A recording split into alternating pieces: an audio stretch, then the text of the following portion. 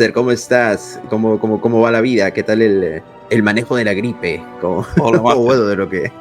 Saludos a toda la gente que nos ve como siempre. Un placer estar por acá, sí, recuperándome un poco ahí de... No sé si es un gripe o qué, pero la garganta media está un poco afectada. afónico, ¿no? Por lo que me contabas y por eso, bueno... Parece que por esta fecha, en el invierno, todo el mundo anda con algo parecido, así que yo pensé que me iba a escapar, pero no. Pero bueno, no ha sido tan mal, me mantengo ahí, yo creo que... No te ha dañado la voz de tenor que tienes, por suerte, ¿no? Entonces, no ha sido tan grave.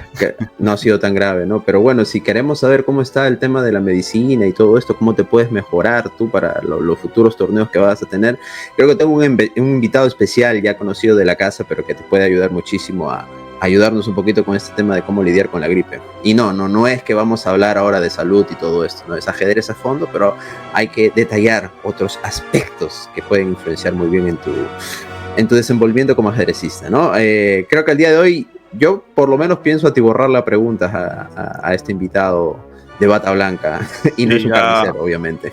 Ya tuvimos una conversación interesante con él, creo que a la gente le gustó y son temas que a mí me interesan también, ¿no? Más allá de que a la gente le va a resultar siempre entretenido, interesante, instructivo, pero yo también quería hacerle algunas preguntas, así que vamos a tener la segunda parte hoy con el gran amigo y ajedrecista y médico, doctor Isidro. El Doctor House del chess. Doctor, ¿cómo estamos? ¿Qué tal? ¿Cómo vas, Isus? Bueno, aquí para estar a tono pasando la gripe también, ¿no? También, ¿no? Increíble, sí. Todo el mundo anda parecido. Sí. Yo prefiero demorarme un poquito ahí tomando mis hierbitas ahí para ver si no me cae. No, pero ahí vamos, ahí bastante bien, gracias a Dios. Bastante bien. Qué bueno, Isus. Tenemos que actualizar un poco a la gente también y comentar lo que pasó en Barcancilla, esas cosas, ¿no? Han pasado cosas. Está por ahí el conflicto de la FIDE con el freestyle, que mucha gente, me imagino que está al tanto. Ha habido noticias y eso, pero creo que más en el mundo del inglés, aunque vi que el Divi por ahí hizo un video hace quizá una semana o dos hablando del tema, así que me imagino que la gente del mundo del ajedrez en español también han oído algo. Pero sí, varios temas y bueno, por supuesto hablar de temas relacionados con la medicina y eso que nos interesa a todos. De los aspectos, precisamente, creo que de los pocos se habla es del aspecto psicológico, ¿no? Del otro día me echaba, de hecho, un podcast de Lex Fridman con Nakamura, con Magnus y con muchos otros que han hablado, pero principalmente Nakamura hablaba mucho de la importancia del aspecto psicológico, algo de lo cual la gente no suele hablar. A veces damos por descartado que eso se sabe, que la psicología, que eso es mentira, que eso es y que no sé qué. Y sin embargo, se trabaja mucho en ese aspecto, ¿no? Y creo que Isus nos puede dar más luz, iluminarnos en este sentido, ¿no? Pero antes de pasar y hablar en más detalle, Isus, queríamos mostrarte, obviamente, un extracto de una partida bastante intensa, que obviamente ya tú probablemente lo habrás visto. Y bueno, lo conoces también a Vasily, gran jugador, leyenda, ¿no? Simplemente lo voy a mostrar un poco. Sí.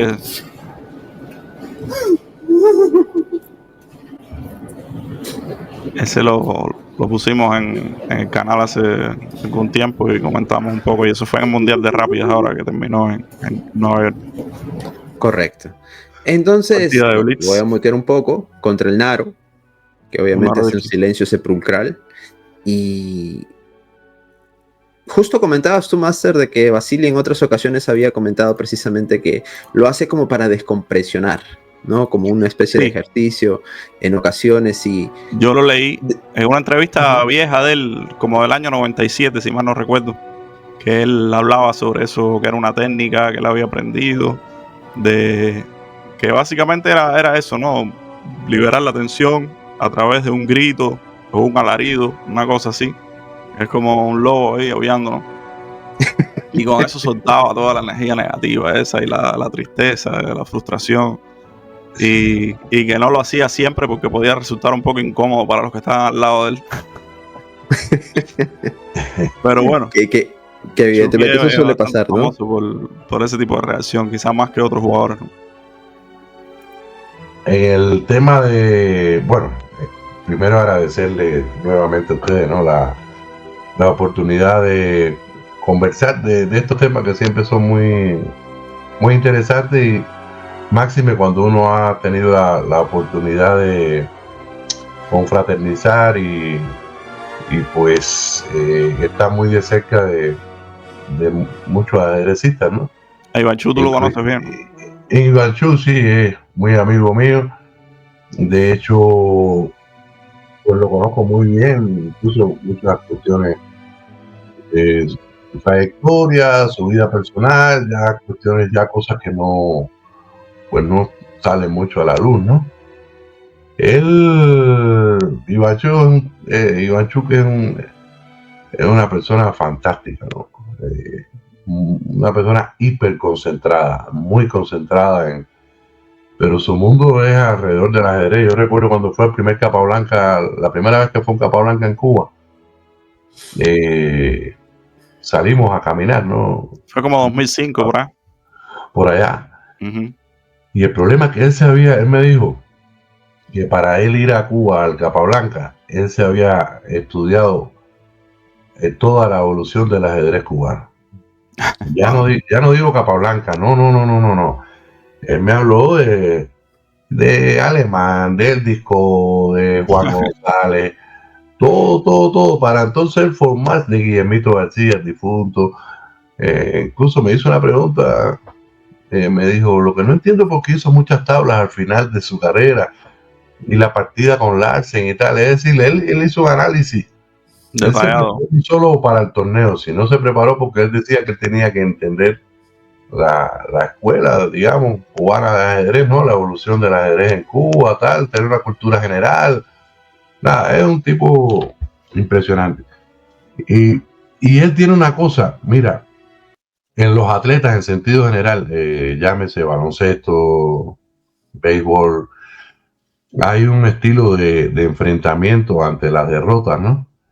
Que es hay un estilo que caracteriza a los grandes, que es el estilo asertivo. Es decir,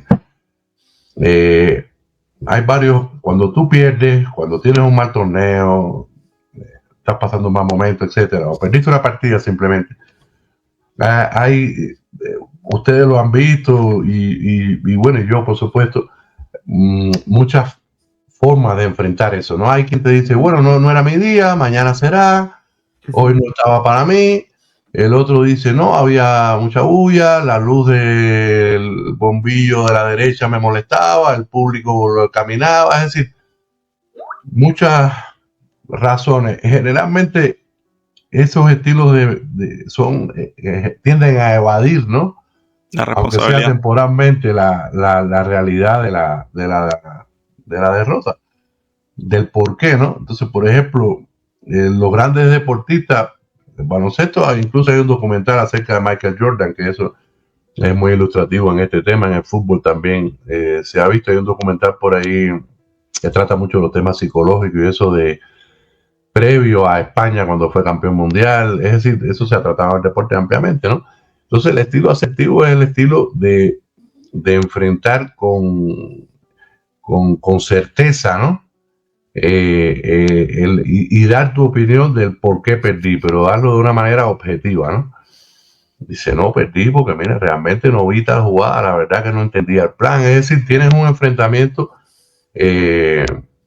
real, objetivo ante la situación y lo mejor eso se sobrepone rápidamente a esa derrota, analiza críticamente qué fue lo que te sucedió en la partida, ya no solo en la partida, sino lo que circunda alrededor de una decisión, porque hay cosas que los aficionados no vemos, como es lógico, eso lo siente el ajedrecista nada más, ¿no?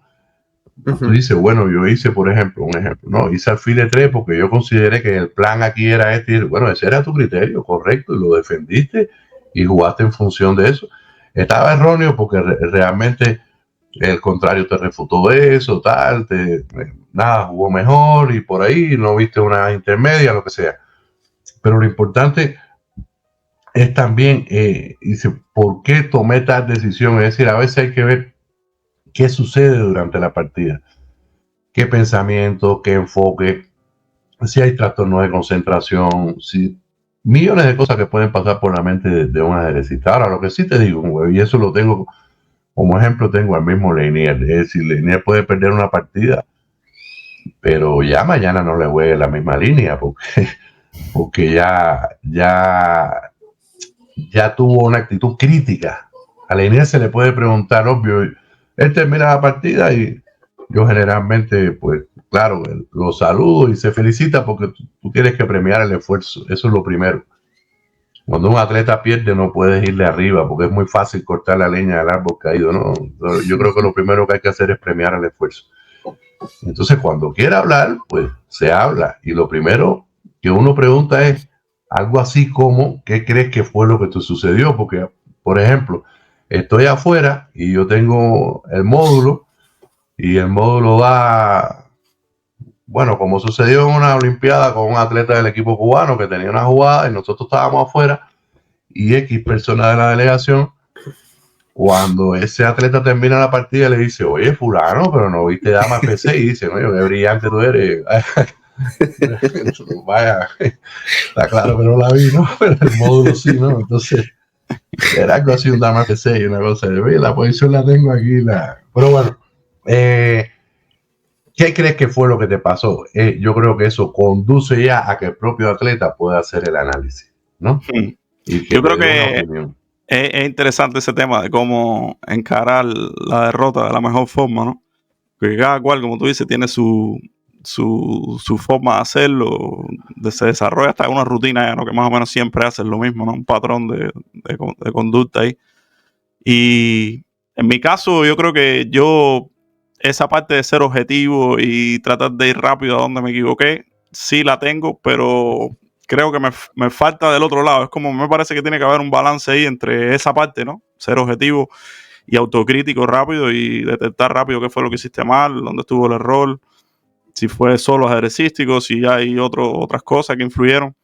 Pero tiene que ser balanceado eso con tampoco, creo, tú sabes, porque eso se puede convertir en como ser un nazi contigo mismo, ¿no? Exacto. Y entonces te deprime, la depresión va a un nivel que no debería llegar, yo creo, idealmente hablando, ¿no?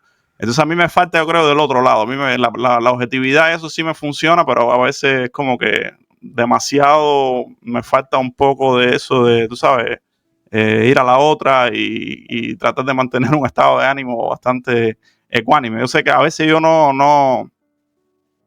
como que no demuestro tanto cómo me siento, ¿no? Yo soy de los que se traga un poco todo lo que siento y lo que me pasa en una partida, y no solo en el ajedrez, sino en la vida también, ¿no? Tiendo más a ser de ese tipo.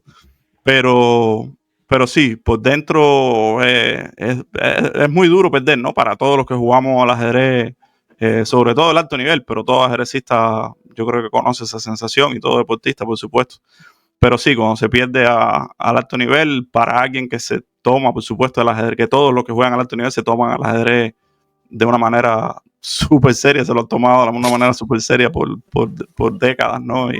Y le ya lo dijo Grishuk, ¿no? Claro, perder es duro, pero claro, tiene que haber ahí, yo creo, un balance y una capacidad de, tú sabes, de darte un 5 tú mismo, y aunque seas objetivo, tratar de mantener un buen ánimo y para la próxima partida. Pero es difícil lograr el balance. Es que, mira, hay una cosa que sucede más en edades tempranas. El castigo por la derrota no debe existir. No debe existir el castigo por la derrota, ni autoflagelarte, ni castigarte, ni ahora voy a estudiar 12 horas diarias, porque además eso se ve mucho. Es un castigo, es verdad también, cierto, sí. Cierto. Pues perdiste, pero ¿cómo tú vas a perder con ese niño, que ese niño nunca te ha ganado a ti? Y perdiste con ese niño, pues mañana prepárate porque vas a estudiar 16 horas. Así es. Yo he visto de todo. Eso claro, lo experimenté yo bastantes veces. Yo tuve la suerte de a mí nunca me castigaron en eso, pero sí vi gente que los castigaban. Emilio salvó el amor por el ajedrez, porque el problema es que esos castigos muchas veces ya llega un momento que obviamente empiezas a ver al ajedrez como algo que... Sí, como mi enemigo también, ya a veces ya está... ¿no? Bueno, encima de que esto me causa problemas, me condenan a estar al lado de esto que me causa problemas 16 horas, dice, bueno, no es fácil, no hay que amar al ajedrez, hay que amarlo. La frustración existe. Lo que pasa que es lo que yo siempre le digo a los muchachos, ¿no? Digamos, Hay derrotas que tú te puedes recuperar. Hay derrotas que, digamos, empieza un torneo, perdiste la primera partida, la primera ronda. No estás a tiempo de recuperarte. Ujú. Hay veces que hay torneos que tú pierdes la primera partida y no es fácil, ya desde ese momento no es fácil recuperarse por el nivel de torneo. Pero en teoría estás a tiempo de recuperar. Ahora ya por el camino te pierdes 2 más, tal vez ya no te puedas recuperar, ya no puedas alcanzar un lugar, pero por lo menos Eso me recuerdo yo bastante a menudo, sí. puedes decir, bueno, ya no puedo aspirar a, pero déjame no terminar tan mal como puedo terminar, y entonces más o menos terminar bien. Y hay veces que hay torneos de esos que ya el torneo tiene, no sé, 12 rondas y en la quinta ronda estás desesperado porque termine el torneo porque te ha ido muy mal y sabes que te va a seguir yendo mal. Entonces, yo recuerdo un nacional en Cuba, una final nacional en Ciudad Ávila, un ajedrecista, le había ido muy mal el torneo, muy mal, gran maestro de buen nivel, etc. Y en la última ronda, el día antes de la última ronda, le digo, bueno, empezamos a conversar, y dice, no, desastroso, qué bueno que ya mañana es el último día, que ya me voy. Y yo le dije, ¿contra quién juegas mañana? Y me dijo, no, contra fulano, ¿verdad? Okay. ¿Y qué vas a jugar? Y dice, no sé, pues ya le da lo mismo, ya cualquier cosa. No, ya. Sí, el torneo se había acabado. Ya, bueno. Le dije, juega para divertirte. En definitiva, mira, más mal no puedes quedar. Sí, porque más mal de lo que lo has hecho está difícil, ¿no? Pues juega para divertirte. Regálate esa última partida, regálatela. Diga. Dice, sí, pero ¿cómo? Y yo le digo, juega algo, no sé, que no hayas jugado, ¿vale? Algo que no hayas preparado. A fin, llegamos al final de que jugar una Larce con Blanca, ¿no? Por supuesto. La cara era de un niño. A la pasada una hora de juego tenía ventaja clara en la apertura, ¿no? Y la cara era de un niño. Es decir, jugó esa partida para disfrutar. Hay veces que tú pierdes una partida e incluso estás contento contigo mismo porque jugaste bien, pero además reconoces que el otro jugó brutalmente mejor. Y eso también hay que hacerlo. Yo creo que hay una anécdota, no sé si es de Kranich contra Kasparov, Isidoro, no recuerdo qué, que él pierde una partida, un final, y dice que yo no sé dónde me equivoqué. Para mí todo lo estaba haciendo bien, es decir, yo jugué bien. Y además, cuando tú le pones la partida al módulo, realmente la equivocación es sutil, lo que, bueno, a partir de ahí ya el otro le puso todas las precisas, etcétera, ¿no? Es decir, que incluso hay que modular los excesos, porque lo de Ivanchuk es comprensible, yo lo conozco, yo creo que cuando perdió un torre contra Rodney, bueno, que perdió la partida. Perdió, sí, bueno, yo recuerdo con Hare Krishna, la final aquella, que perdió una, hemos hecho la historia aquí, creo, en algún episodio. Pero el difunto Chui, creo, no sé si me esa fue la de Chui, sí, esa. Ajá, que también Ivanchuk creo que fue contra Hare Krishna que perdió. Le había ganado la primera y le empataron en match y después terminó ganando en rápido, ¿no? Pero le habían acabado de ganar la segunda y le habían empatado en match y él se fue a caminar. Y Chui era el encargado de ir a darle la noticia de a qué hora se jugaba el desempate, ¿no? Y cuando Chui estaba llegando justo ya a encontrarse con él, él lanzó ahí, parece una descompresión. Sí. Y el difunto Chui dice que se lo diga a otro, ¿viste? Yo no me acerco. Sí.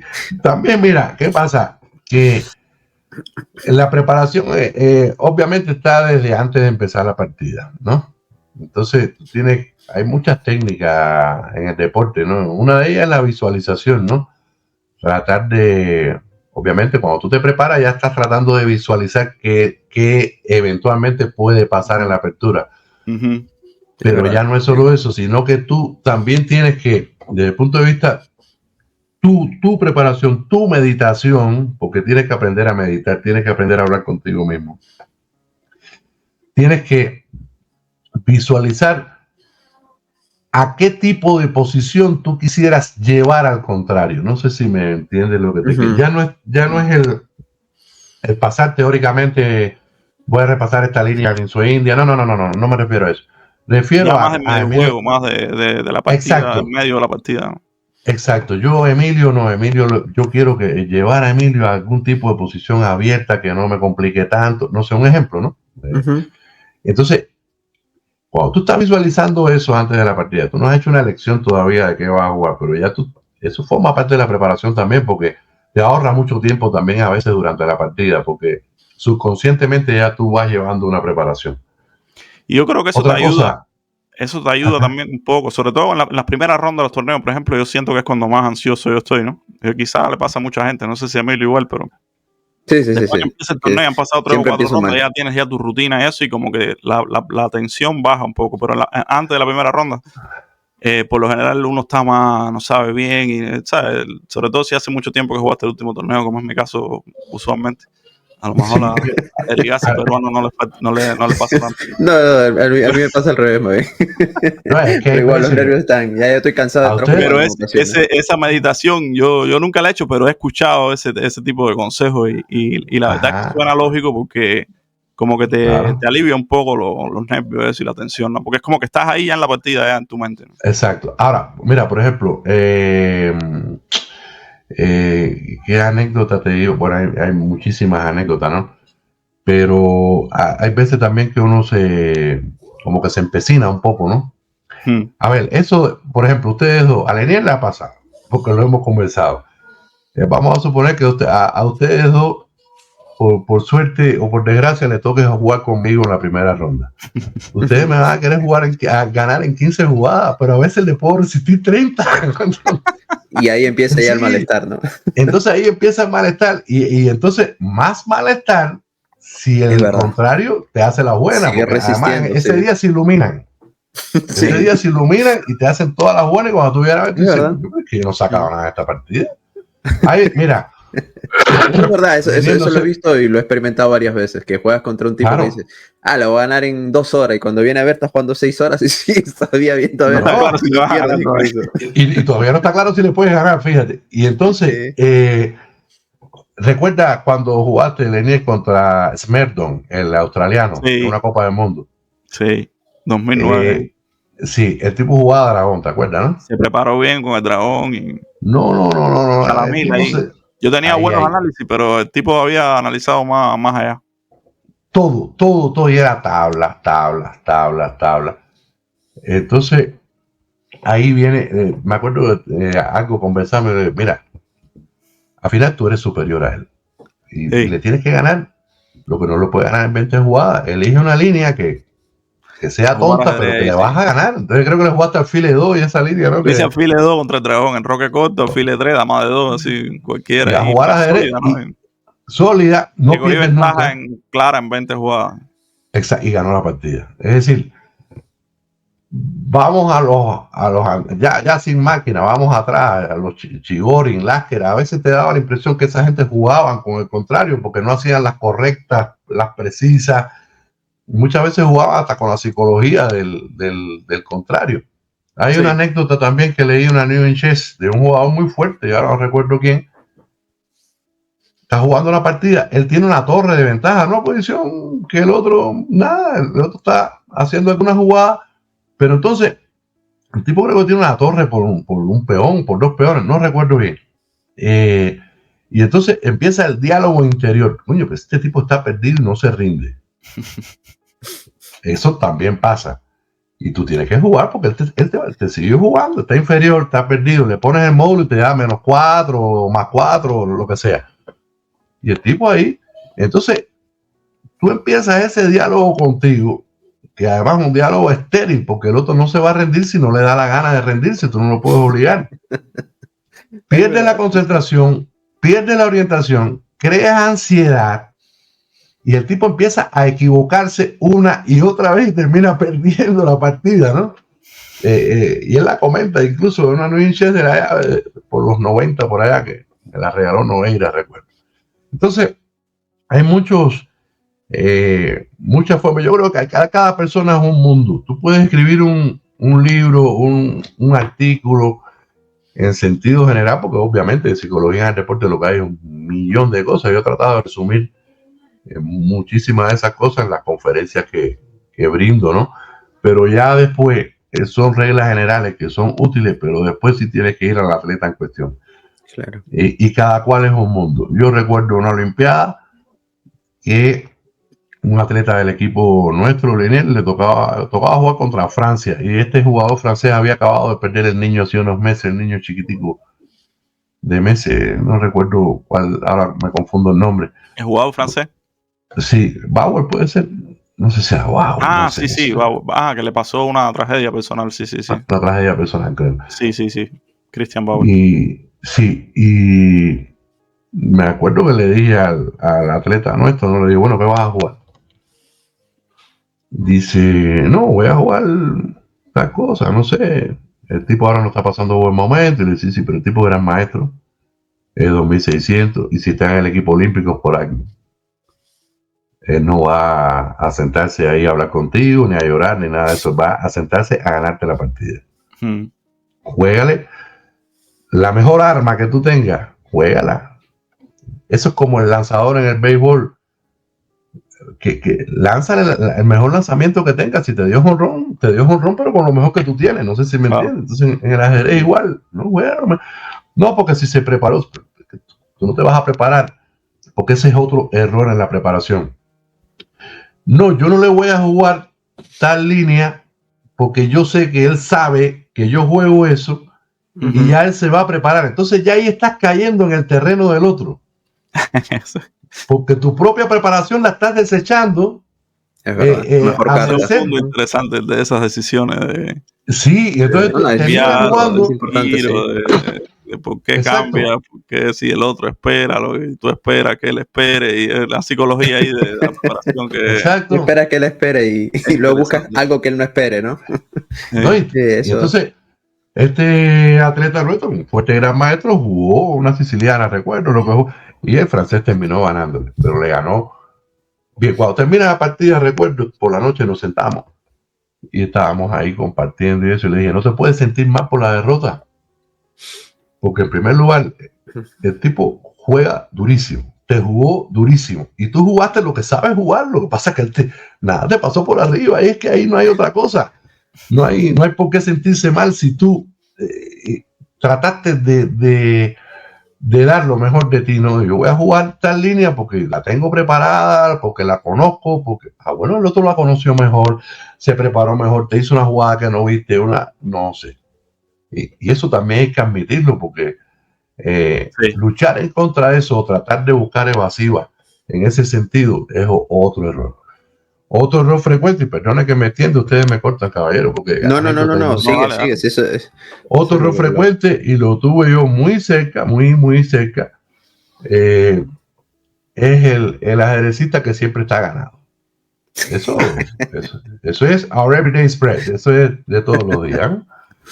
No, estaba ganadísimo en la posición, ganadísimo. Pero todos los días está ganado y pierde.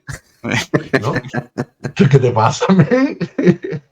No, entonces, ok, estaba ganado. Está bien, ok, estaba ganado. ¿Y qué te pasó? No sé. ¿Cómo es que no sabes lo que te pasó?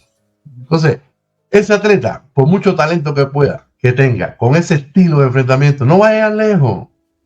No tiene. Puede llegar a gran maestro incluso, fíjate. Hay deportistas que tú dices, no, ese ya de ahí no pasa. Y hay otros que no tienen. Hay que tener objetividad para poder progresar.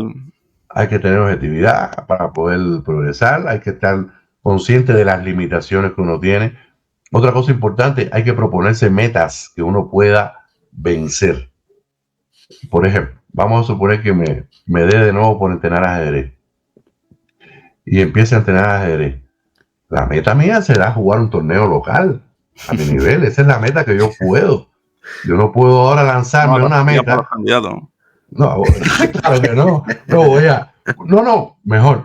Voy a jugar el Open de Nueva York el año que viene y voy a entrenar. Esa es tu meta, man. Hay que tener cuidado porque te frustra y sale frito de ahí. Es verdad. Hay que tener metas que sean objetivas, ¿no? Claro, una cosa práctica, fíjate, cuando uno comienza a entrenar, tú sabes, están los microciclos, los macrociclos, tú te pones un plan de entrenamiento y para llegar a tal torneo. Al pico de forma. Exacto. Y entonces está la meta tal, pero hay metas intermedias. Pero esas metas intermedias, una cosa muy práctica es que esas metas intermedias sean metas que tú puedas cumplir, que tú puedas quedar bien, al menos que no puedas quedar mal, digamos. Porque si esas metas intermedias te las pones muy altas, de acuerdo con el nivel de entrenamiento que tú tienes, y te pones esas metas intermedias muy altas, porque no sé, porque tienes un ego muy grande, porque eres vanidoso, porque estás ciego, porque no estás claro de la preparación que tienes, porque crees que va a Emilio a jugar, Emilio no está en forma, no, Emilio te ganó la partida después, no sé, entonces esas metas intermedias te frustran porque entonces no las cumplen, entonces la meta aquella que tienes y que pudiste y que es una meta que a la cual puedes alcanzar, se te va a destruir porque estas intermedias no las cumple bien. Eso hay que organizarse bien. Incluso ahí está la elección de torneo. Lenier en eso ha sido cuidadoso siempre, ¿no?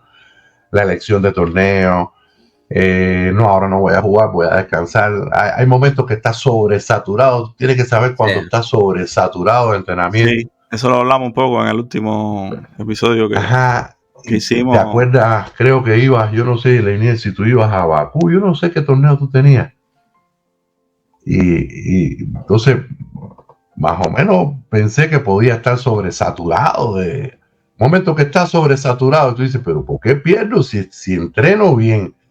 Me sé las variantes, me siento bien y tal. Bueno, ahí hay dos cosas. Replantéate de nuevo el modo en que estás entrenando, o si el modo que estás entrenando es correcto, ten cuidado no estés sobresaturado de entrenamiento y necesites bajar las cargas, porque a veces cuando tú bajas las cargas, o a veces cuando tú haces así, creo que en aquel momento Lenier hablamos algo y dice, oye, desaparece el tablero de ajedrez, no veas ajedrez en unos días.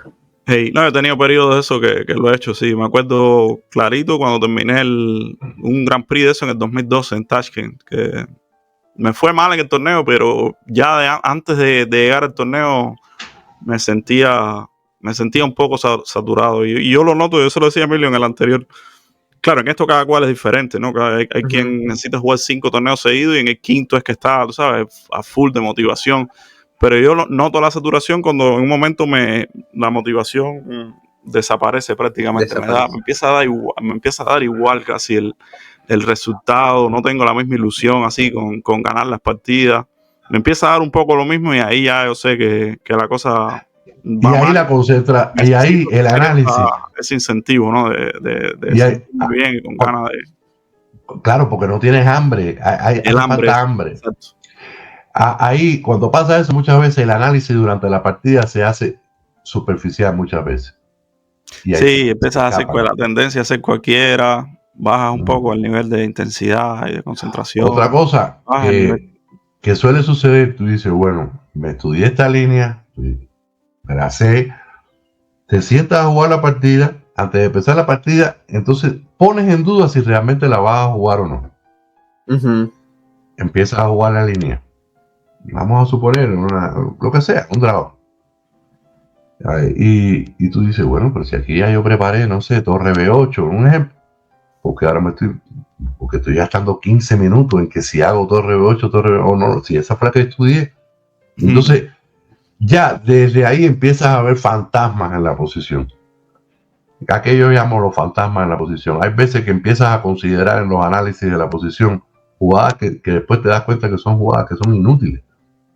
Y que tú dices, pero yo estaba pensando en tal jugada que no tenía sentido, porque empiezas a ver los fantasmas, te desorientas un poco en la... Eso a veces pasa también cuando la partida te agota un poco. Ahí hay que sacar el pro. Y, una técnica es la que hace Ivanchuk, que la gente piensa que Ivanchuk está mirando los celajes, ¿no? Eso no es así. Sí. Yo recuerdo cuando el primer Capablanca, por cierto, yo estaba con Robertico, el abogado, Lenier, ¿te acuerdas? Sí. Y el Robert me decía, oye, Ivanchuk me está mirando. Y decía, ¿cómo se está mirando? Está concentrado.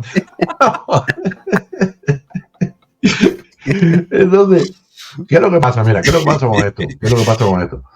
Cuando tú estás frente al tablero, tienes la imagen tridimensional, tienes las piezas delante del tablero. Cuando tú quitas la vista y estás en otro lado o sales a caminar, entonces sigues concentrado en la partida. O digamos que refrescaste 10 segundos, saludaste a un jugador y vuelves a concentrarte. El cerebro no va a ver los fantasmas. El cerebro, como se tiene que reorganizar, porque ya tiene una información menos, que es la tridimensional, sino que ya tú estás representándote a ciegas, ¿no? El cerebro como que se reorganiza un poco, entonces tiendes a que esos fantasmas ya no los consideres en ese momento. Es como que te obliga a concentrarte un poco mejor, ¿no? Claro, te hiperconcentras. Y entonces muchas veces das un paseo y tú dices, caramba, mira, el ejemplo típico. Termina la partida, fíjate, te levantas, vas, viene Emilio, te saluda y le dices a Emilio, si tenía tal jugada y no la hice. Eso ha pasado. Bastante, sí. Claro. El cerebro se reorganiza y es como que se reorganiza. Entonces, de hecho, en el anterior capítulo que hablamos contigo, Isus, pues mencionabas precisamente la importancia, de hecho, de caminar de manera enérgica durante las partidas, ¿no? De coger esos momentos de break y, por así decirlo, caminar un poco, pero no ponerte a conversar con los compadres tanto, sino como para desconectar. ¿Qué tanta importancia tiene también el hecho de hidratarse, ¿no? Porque, por ejemplo, a Magnus lo he observado bastante en los torneos que lo he visto, obviamente. Y jugo naranja. Él bebe jugo de naranja, agua como un caballo. Se toma como 6 botellas de agua de medio litro, como mínimo. Claro. Y es que pierde. Mira, cuando te aparece la sed, es que ya estás deshidratado.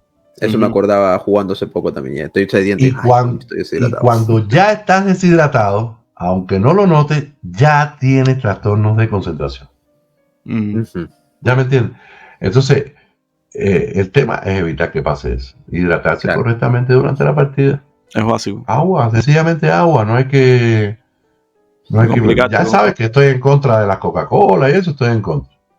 Bueno, pasaste una mala noche y quieres tomarte una taza de café, un vaso de café, no sé. No, porque a veces también te metiste, vamos a suponer que no saliste de fiesta, pero te metiste estudiando hasta las 4 de la mañana, no descansaste bien y necesitas estar un poquito alerta durante la partida. Yo estoy en contra de esas cosas. Lo que estoy en contra es del abuso de esta. Ahora, agua. Un vaso de agua puede significar una partida de ajedrez, un simple vaso de agua.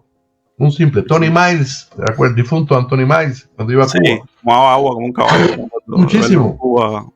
Era diabético también, pero él tomaba muchísima agua.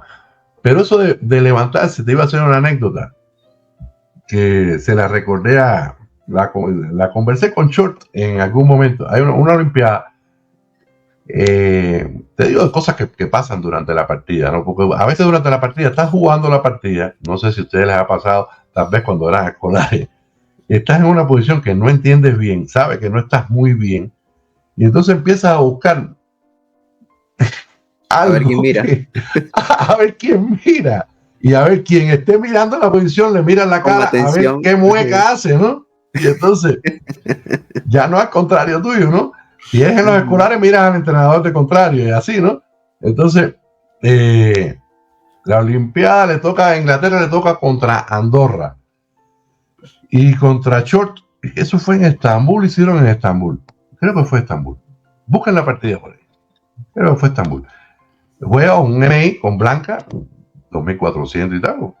Un buen jugador, pero no era Nigel Short tampoco, ¿no? Short le sacaba, no sé, 200 y tantos puntos de él. Entonces, en un momento de la partida, yo recuerdo, yo paso, está feo, Short, pienso yo, ¿no? Short se levanta del asiento, muy risueño, va, se prepara un té, conversa con otros jugadores que están cerca, sonríe. Entonces, este jugador de Andorra empezaba a ver la actitud de Short, ¿no? Como diciendo, cuando tú ves la posición, Short está inferior en la posición, tiene -2 y tanto cuando le pones el módulo. Entonces se levanta. Entonces este Andorra hace así y se pone a pensar. Yo dije, ya. Porque ahí él está pensando, ¿por qué Short está tan confiado? Cuando él cree que él está mejor que Short en la posición. porque el maestro internacional evalúa pues correctamente, está claro. Dice, si yo estoy mejor que Chore en la posición, ¿por qué él está tan confiado? ¿Qué habrá visto que yo no he visto? Y ahí la famosa anécdota de Tarkon Fischer también, ¿no? En los candidatos de 59. Terminó perdiendo el jugador de Andorra, se equivocó y bueno, Chor ya le puso, todas eran de máquina después, ¿no? Porque eso sí, equivocarse contra ustedes es un pecado. Ahí lo que no, pues una anécdota cómica que leí hace poco en un libro de Kornoy. ¿Sabes que Kornoy era un tipo mi ídolo, mi nuevo ídolo? Le cantaba a las 40, a la cualquiera, no se aguantaba, ¿no? Y tú sabes que en el ajedrez está eso de que te tienen frito, ¿no? Te quedaste frito rápido en la apertura, lo que sea. Y tú estás en un torneo grande y eso, y no quieres que la gente venga a ver, ¿no? Porque la gente se para a mirar ahí que estás cocinado, ¿no? Un poco molesto que la gente se ponga a mirar la vez, tú quieres que la gente se vaya. Entonces, hay gente que lo hace incluso para molestar, ¿no? El tipo, sí. Si y hace unas muecas o cosas así. Se para ahí, empieza a mirar ahí, a ver, oye, qué interesante está esto, mira aquí cómo lo tienen cocinado, ¿no? Y Kornoy está, son cosas la anécdota en el libro que está jugando y quedó tieso pero completo, ¿no? Y viene, ¿no? Un hombre, un gran maestro, ¿no? Y creo que fue en Baicansí, se pone a mirar ahí y Kornoy, ¿sabes? Dice que lo mira así, le dice, ¿qué mira? Estoy frito completamente, ¿qué más tienes que mirar? Ya, sigue mirando. Ya, sigue. El tipo no se aguantó y se lo soltó. Era único el Kornoy ese. Y lo otro es que... Bueno, pero Gary lo hacía más o menos, no hablaba, pero sí, obviamente, exacto, si ibas a mirar su partida, el tipo te botaba. Con gestos y muecas, ¿no? Con gestos. Incluso hay un video famoso de un árbitro, creo, que se le acerca, que está jugando justo. Sí, ese también. Contra Shore, de hecho. Kasparov está jugando con Shore en Baicansí, sí. Sí, se acerca el árbitro y... Aléjate para allá. Sí. De hecho, lo voy a buscar para ponerlo ahora.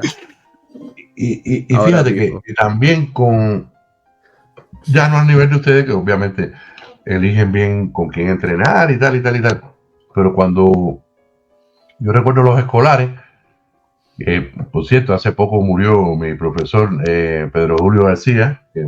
Sí, supe la noticia, sí, muy querido. Gran amigo de todos, la verdad. Entrenador de Noveira, ¿no? De Noveira, lo hemos sentido muchas personas, la verdad. Yo recuerdo en los escolares del año 82, obviamente, imagínate tú, el entrenador tiene que preparar a todo un equipo. Entonces, había un mataburro alemán, así, un libro así, pero el mataburro ese te traía todas las aperturas y casi todo, ¿no? Pero hasta la jugada 12, la jugada 13 por ahí. Era como una enciclopedia o algo así. Ajá, pequeño, así como era pequeño. Y llegaba hasta la jugada 12, 13, por ahí. Y entonces voy yo a jugar una partida con negra, tal. Y él me dice, bueno, a ver, Isidro, siéntate. Mira, vas contra te voy a pegar un rey, mira. ¿Qué vas a jugar? ¿Vas a jugar siciliana? Sí, mira, esta línea, no entendí bien. Pero yo en la posición, pero en el momento que ya repasamos todo eso, ya de ahí para allá no entendía yo muy bien qué tenía que hacer, ¿no? Y entonces le dije, profe, y de aquí para allá, y dice, no, ya se acabó el mataburro, de aquí para allá juega ajedrez. Entonces, y yo por dentro, bueno, ¿y cómo se juega ajedrez? Me han ganado tremenda partida, ¿no? Me ganaron la partida, ¿no? Porque, obvio, también es un torneo por equipo, el entrenador tiene que atender a muchos muchachos, qué sé yo, pero que tiene que haber buena interrelación y tienes que estar confiado de qué es lo que vas a hacer también durante la partida, ¿no? Y no, voy a jugar, sí, será quien sea, pero yo voy a jugar tal cosa porque me siento bien jugando eso, y listo. Claro. Master, y volviendo rápido, una anécdota que me acordé también cómica, sobre lo de la hidratación en las partidas, eso, y lo que toma la gente en las partidas. Conocido de varias gente que tomaba, o sea, se daba su huche y eso en las partidas. ¿Tú has oído la historia de que en La Habana, creo que fue en la Olimpiada del 66, que él decía, échamelo, pero échamelo en un termo de café, para que no la gente cree que está tomando té, o un termo de té o de café o qué? Para eso no estaba tan decidido. Lo ponía, eran las mesas olímpicas que tenían al lado, así donde... Tenían al lado, sí, pues. Y cada rato iba y rellenaba el termo y la gente decía, pero como toma café este hombre. Y después Cuando se paraba, iba a caminar. Sí, pero está famosa. ¿Quién fue el que le anunció mate en G7? ¿Fue Hormoth? ¿Quién fue el que anunció mate en G7? No, en un torneo, en otro torneo, no sé dónde. Y le anuncia, estaban tomando, ya sabes, borracho, y le anuncia, y le da mate en G7. Raúl Pérez sí se acuerda. Él tiene la anécdota igual del golpe que le dieron en una, creo que fue un cabaret en La Habana, que él empieza, en el libro pone, la Olimpiada del 66 empezó para mí con un fuerte golpe táctico en un ojo. No, fíjate que hay, incluso leí en un artículo sobre cierta nostalgia a aquellos tiempos en los que te podías levantar de la mesa libremente, incluso podías hasta más o menos conversar, te paraba con un amigo y ¿qué tal? ¿Cómo estás en la posición? No, estoy más o menos ahí. No había tanto lío con no, el chiste. Ibas, te tomabas un trago. Era otra época. Yo creo que de ahí viene un poco de la diferencia en las épocas. Eso viene un poco las leyendas, que ese tema lo hemos tocado aquí varias veces, ¿no? Del supuesto tipo de, no, este tipo tenía un talento descomunal, no dormía, iba a las partidas sin dormir y después de tomarse 3 cajas de cerveza y aún así, no sé, porque en esa época casi todo el mundo, yo creo que hay un porcentaje altísimo de la gente jugaba así, o sea, los tipos trataban de estar despiertos toda la noche y después ganar de todas maneras el otro día y jugar bien, ¿no? Y muchos lo lograban. De hecho, Magnus habló precisamente de lo que está mencionando ahorita, de estar tomando su bebida energética, obviamente. Que Magnus, por ejemplo, cuando perdió con Karyakin, una de las cosas que hizo fue precisamente eso, algo que él nunca hace en los torneos, que no lo recomienda mucho hacer, pero que se fue con todo su equipo precisamente a desconectar un poco y ver cero ajedrez, y se metió sus cañangazos y fue a jugar al día siguiente y ya, tranquilo, relajado, y bueno, al final llegó la victoria en algún punto, ¿no? Y que pudo retener el título de campeón mundial, pero que precisamente él habla que es muy duro precisamente ese aspecto psicológico, porque cuando él mismo se veía que iba a perder, decía, voy a perder con un tipo que es menos que yo, que juega menos que yo y me va a ganar, ¿no? Entonces, y encima pasaba el match y Magnus no encontraba cómo quebrarlo, ¿no? No ganaba partida, ¿no? Y el tipo lo aburría, literalmente. Ahí el duelo psicológico lo estás teniendo tú contigo mismo. Estás teniendo un diálogo contigo mismo y no te entiendes, porque el otro está de lo más contento.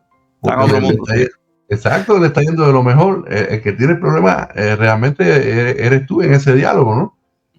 Y obviamente, vamos a poner un ejemplo, que mañana Lenier juega un abierto, ¿no? Todo el que vaya a jugar contra Lenier le va a querer ganar. Está claro. Eso pasa. Parece un muchacho de 2200. No tienes nada que perder, tiras para allá y si tienes un buen día.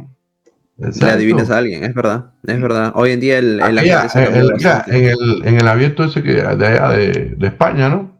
Creo que fue una partida, no sé si fue un indio que te hizo un torre de 1. Ajá, el de Sich. Sí, no, ahí cada partida que gané me costó sangre, sudor y lágrimas. Sí, yo dije, ya. Lo perdí en la segunda ronda. Todo eso se lo preparó efectivamente, le recitó. Sí. Exacto, entonces, imagínate tú. En la tercera ronda me acuerdo que le gané un 1920, una cosa así. Y en la jugada 25 era 0-0. O sea, ya después después de haber salido la teoría, no tenía ventaja. Al punto que dije, pero ¿qué cosa es esto? ¿Cómo que 1900? O sea, estaba desinflado unos 400, 500 puntos mínimo. Sí, exactamente. Entonces, imagínate. Por eso te digo que la cuestión psicológica en el ajedrez es vital. ¿Cómo la mejoras, Isu? Pregunta puntual.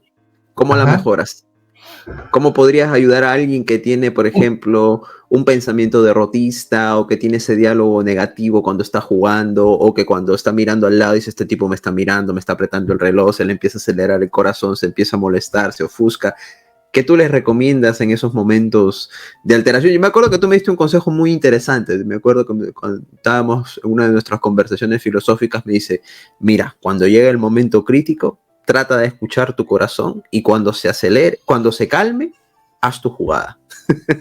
Yo no sé si cuando estás en apuro de tiempo te va a servir, obviamente, ¿no? Pero si tienes tiempo, yo creo que sí. Mira, ese es otro punto que existe en el deporte, que es el prearranque. Yo conversaba con un gran amigo mío, que para muchos el mejor basquetbolista que ha dado Cuba, Leonardo Maravilla Pérez. Y Leonardo me decía, el día que yo salía a jugar baloncesto y no tenía síntomas de prearranque, yo me preocupaba. Porque entonces, es decir, el prearranque no necesariamente es malo. La cuestión de estas cuestiones es que no se perpetúen los síntomas y las reacciones de prearranque, porque obviamente la respuesta aguda de estrés, tú la tienes que tener en una partida, la puedes tener antes de la partida, porque estás nervioso, porque por la situación del torneo, porque has perdido 3, o sencillamente te toca jugar contra Leniel y estás nervioso, porque muchos te dicen, no, voy relajado. Mentira, no están relajados nada. Se están tratando ellos de consolar, porque necesita puntos, porque el equipo le hace falta, por millones de razones.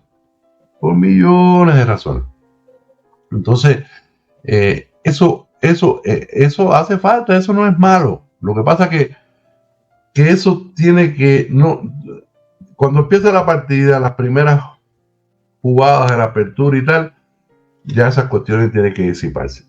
Si desde la apertura continúa con esas tensiones, la causa más frecuente, independientemente de que tengas algo psicológico de predisposición o algo no resuelto con ese tema, pero muchas veces las fallas están en el entrenamiento. Si usted está bien entrenado, usted generalmente sale bien de la apertura, generalmente, o sale decentemente.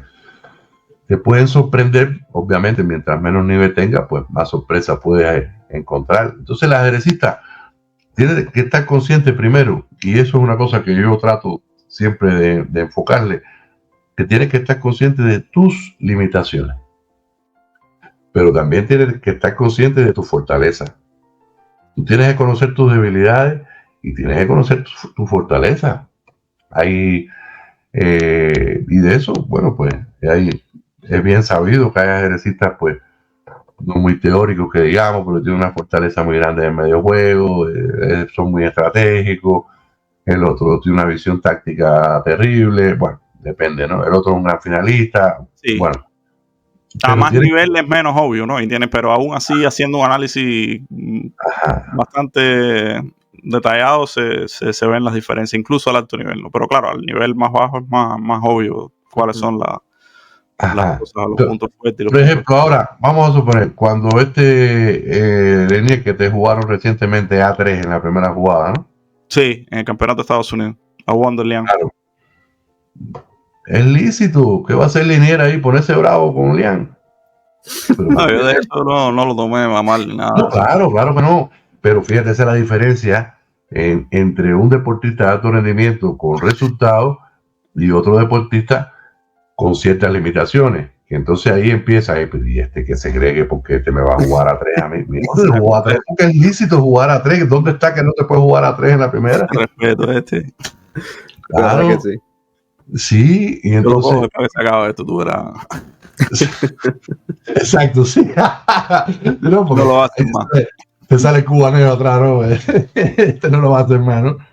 Entonces, por ejemplo, Miles, obvio que Carpo no le gustó, ¿no? El 4 a 6. El A6 que le jugó. Es un poco peor que A3, ¿no? A3 todavía estás ahí. A3 todavía lo puedes arreglar con muchas cosas. Estás en terreno 0-0, pero el 4 a 6 ya empiezas a. Menos, más algo. Un poco de 0-0.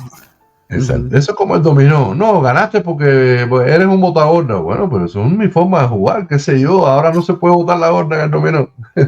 Sí, no, y con la mentalidad del ajedrez actual es mucho, está muy influenciada por la máquina, ¿no? Y cada vez aprendemos más que casi todo es posible, el margen es demasiado grande, ¿no? No era como se creía antes. Como se creía, es verdad. No, la line será buena o estará refutada, o está la apertura refutada. Las computadoras han enseñado que nada está refutado, tú puedes jugarlo todo, simplemente a cortas o a grandes en margen, ¿no? A lo mejor si hace berlinesa, tienes margen todavía altísimo. Si hace francesa, que es un poquito dudosa, nada, mentira, siempre tenemos que el debate existencial ahí con el más. o no sé, o escandinavo o algo de eso, acortas un poco en margen, pero sigues estando dentro. Entonces, en esa mentalidad de que ya todo es más o menos posible, con blanca más todavía, ya haces A3 en la 1 y ¿qué te va a pasar? Vas a jugar con negra ahí, medio con negra, una posición. Tampoco está es bien. grave. O sea, Tampoco es grave, es verdad. Ajá. Y eso, bueno, yo creo que ahí está claro que el nivel de exigencia ahora, sobre todo, es mayor, sobre todo mientras menos conocen ajedrez, los que rodean a los que están en el mundo del ajedrez, pues más exigen, porque realmente sucede eso, y ahí me refiero, sin que nadie se ponga bravo, pero me refiero al entorno del ajedrecista, ya sabes, amigos, padres, familiares, etcétera, ¿no? Porque yo he escuchado padres que no saben ni qué cosa es la Ruy López y te dicen, no, sí, no, jugó una variante Chigoni, pero tiene ligerita, más 25, más 0.25. Y ¿de qué está hablando de esto? Si no sabe ni mover una torre. Eso pasa. Eso es verdad. Hoy en día estamos atiborrados de tanta información que pasa es muy mucho. complejo. Lo difícil que es el ajedrez y que, claro, que eso es una herramienta ahí para guiarte, pero claro, si no sabes nada, tienes que tener un respeto, una humildad ahí por los que lo hacen sin la máquina. Una humildad por el que lo hace, claro. Entonces yo creo que hay que mezclarlo. El hombre tiene que ser dueño de los recursos y de los avances tecnológicos, no su esclavo. Y entonces tampoco uno puede ni intentar jugar como una máquina, porque eso es imposible, ni memorizar millones de jugadas sin comprender, porque es la otra cuestión de muchos atletas jóvenes. Memorizan un montón de jugadas teóricas y a veces tú dices, bueno, en el plano teórico aquí no, nada de memoria, pero no comprenden después qué está pasando. O le juega una variante, digamos, secundaria y ¡pum!, ya lo sacaste porque no comprenden. Entonces yo creo que hay que tener un balance en los entrenadores, ¿no? De la metodología de entrenamiento, que no me voy a meter en eso, bueno, no me compete, pero sí desde el punto de vista psicológico, pues que inevitablemente tengo que hablar, porque es que después las cuestiones las va recibiendo uno en cuanto a frustración, en cuanto al ego, en cuanto a millones de cosas, y entonces uno tiene que ir tratando con eso, y inevitablemente pues el entrenamiento pues te influye, ¿no? Influye mucho. Pero nada, el ajedrez es riquísimo en anécdotas, y cada ajedrecista es un mundo. Y lo que le pasa al ajedrecista en una partida de ajedrez por la cabeza, eso es un ejercicio que yo he hecho con algunos ajedrecistas. Y le digo, bueno, ok, mira, termina el torneo. Cuando termines el torneo, vamos a hacer o haz un análisis de tus partidas sin la máquina, sin módulos delante, ¿no? Pero entonces me tienes que decir el por qué elegiste tal o más cual plan o tal o más cual jugada. Y ahí yo quiero que me recrees qué te pasaba por la mente. Si era la novia, si era que no tenías comida en la casa, no sé, porque yo no sé, porque es que yo tengo que saber. Eso es un buen análisis, estoy de acuerdo. Claro, ¿me entiendes? Porque vamos, hay cuántos ajedrecistas no hemos conocido que con situaciones socioeconómicas terribles y nada, se sientan a jugar al ajedrez, y el ajedrez es una bendición. Sí. Porque de esta manera, claro, y bueno, por ahí Leonzo ha hablado de muchos temas sobre el ajedrez en prisiones, etcétera, etcétera. No voy a adentrarme mucho en esos temas. Que vamos, que mira, que para la derrota, que para justificar una derrota, no, siempre hay argumento. Siempre hay argumento. Siempre. Yo no he visto, digo, vamos a no ser absolutos. Son pocos los ajedrecistas que salen y te dicen, soy un imbécil, jugué pésimamente, no ves la... No, eso yo lo digo todo el tiempo. Yo creo que más bien exagero un poco del otro lado. Exacto, yo también, eso es lo que yo decía. ¿no? Exacto, claro. Falta un poquito más bien, creo que de ese ego, a veces que no diría que el ego es bueno, pero de esa parte de autoestima, ¿no? De decir, el muerto ese me ganó, yo no sé cómo me ganó. Que casi nunca lo digo, lo decía cuando era más pequeño, que era más pesado, me decían que la gente que yo era un soldado de plomo, pero ni me acuerdo. Pero ya eso básicamente no lo aplico. Lo que he notado es que mucho fallo en el tema de la concentración. Y precisamente aprovechándote, Isus, la pregunta puntual. ¿Cómo mejora la concentración? A ver,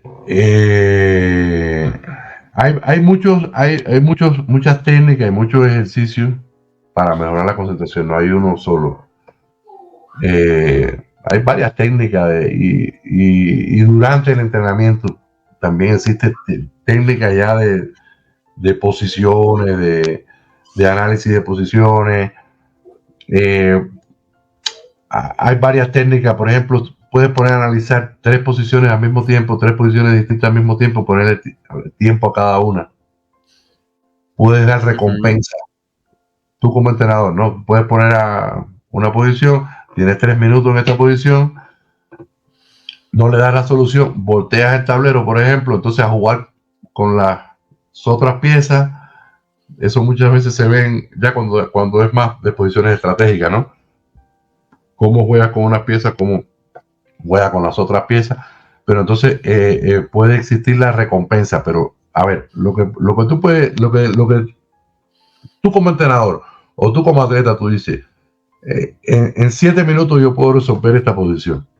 Si en 7 minutos no puedo resolver esta posición, ¿qué está pasando? Y el primer análisis que tiene que ser el tuyo, ¿qué te está pasando? Porque hay ejercistas que empiezan, que les cuesta trabajo adentrarse en la posición. Y entonces el primer minuto está una evaluación muy superficial. Y ahí puede haber varias causas, me da la impresión a mí, ¿no? Pueden ser más el tipo de ejercístico, digamos, error en la metodología a la hora de analizar, de manera que pierdes el tiempo y como que vas sobre las mismas ideas y no avanzas mucho. Eso le pasa mucho a ejercistas de todos tipos, ¿no? Y le pasa a los mejores, ¿no? También, porque ese proceso es difícil mejorarlo.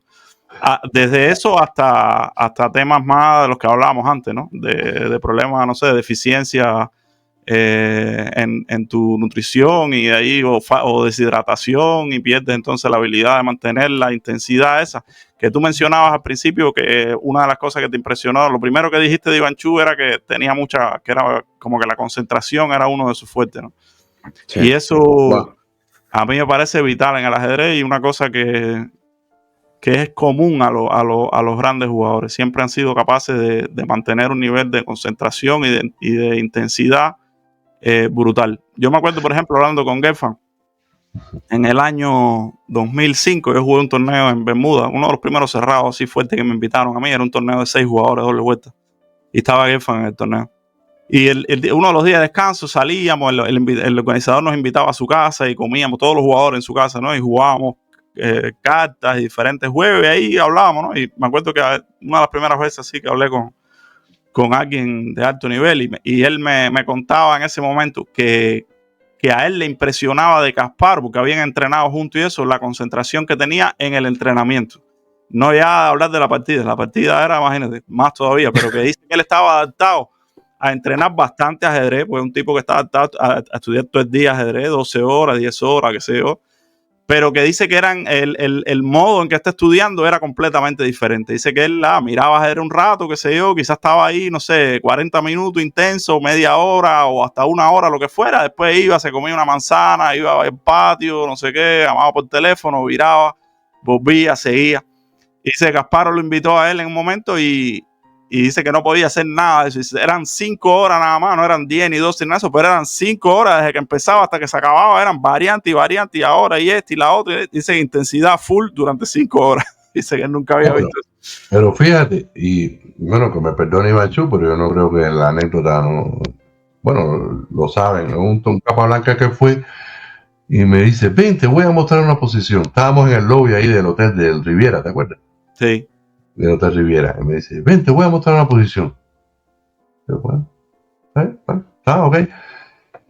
Entonces, lo sigo, llego a la habitación y me saca un tablero de damas. Y me muestra una posición de damas. De damas.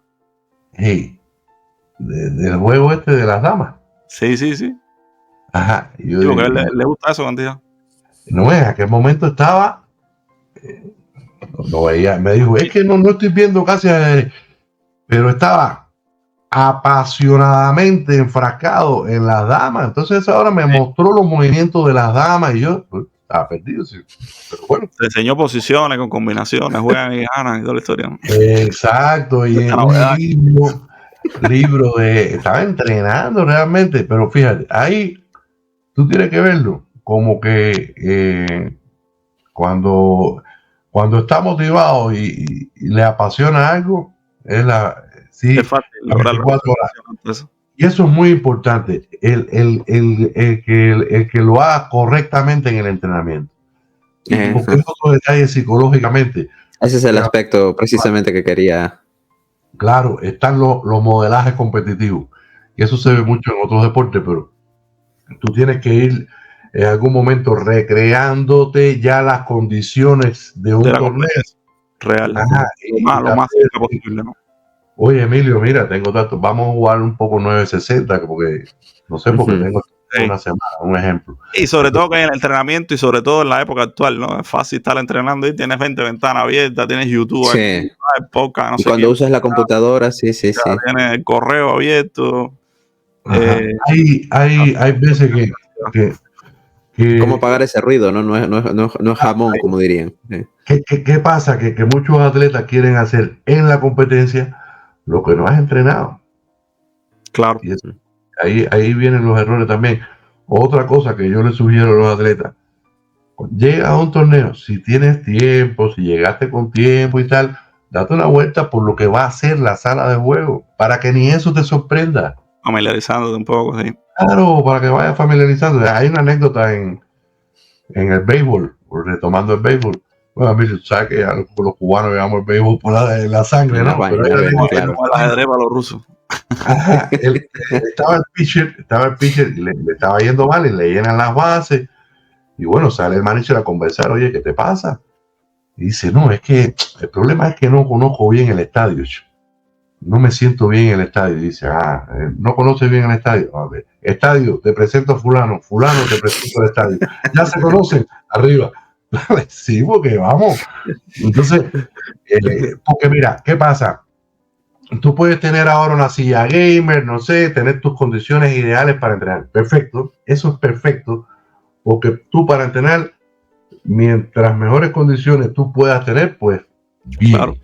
Ahora, tampoco no es que yo sea intolerante, pero tampoco me gusta no puedo hacer esto porque no tengo tal cosa.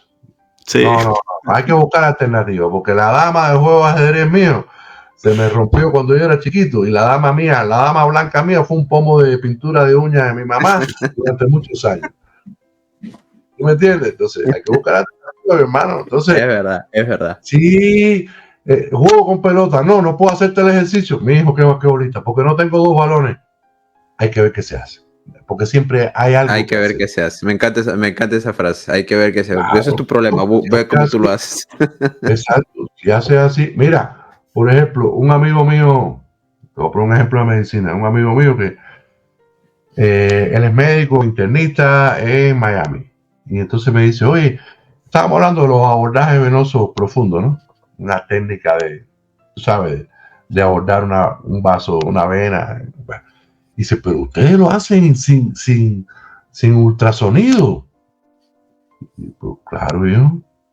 Dice, no, estás loco.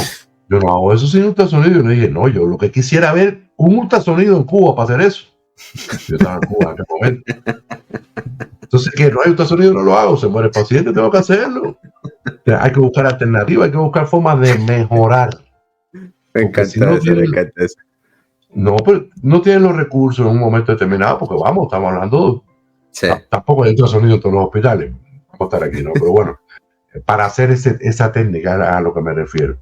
Claro. Y yo lo estoy haciendo sin ultrasonido, a la vieja usanza, ¿no? Sí, nunca ver las condiciones perfectas para hacer las cosas, ¿no? Eso es verdad. Claro, porque entonces vas a un torneo, entonces la mesa no está a la altura que tú quieres, la silla no es la que te acomoda, la sala de juego, el calor, la temperatura, los baños están a 3 kilómetros, no sé. Pero el problema es que, mira, en la vida y en el deporte y en la vida, fíjate, hay variables que tú puedes controlar, pero hay variables que no puedes controlar. Es lo que la gente me dice, no, evite el estrés. La frase es una de las frases más estúpidas que yo he escuchado en mi vida. El estrés no se puede evitar.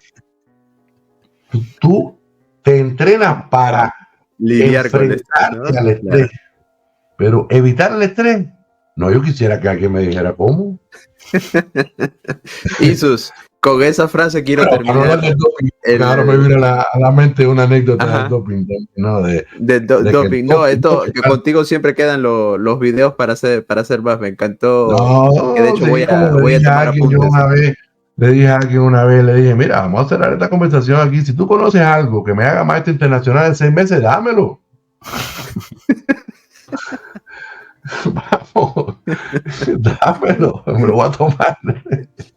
Pues bien, Isus, contigo ha sido todo un placer. Y people, espero hayan disfrutado este video educativo. Isus, ha sido todo un placer, un grato conversar contigo. Master, como siempre. La verdad que ha sido muy entretenido, el tiempo pasa volando. Vamos a cuadrar para la próxima hacerlo un poquito más largo. La verdad que gracias a usted, hay muchas preguntas que en realidad a veces se me olvida que estamos en un programa somos amigos hace mucho tiempo, me parece que como que estamos conversando, así que si se me ha ido algo, que me disculpen, ¿no? No, excelente. Me sirve incluso para mi propia preparación. Así que pues nada, muchas gracias Isus nuevamente y bueno, pues, eso es todo por el día de hoy. Seguimos. Nos vemos, people. Isus, gracias. Master, un abrazo. Chao, saludos a la gente.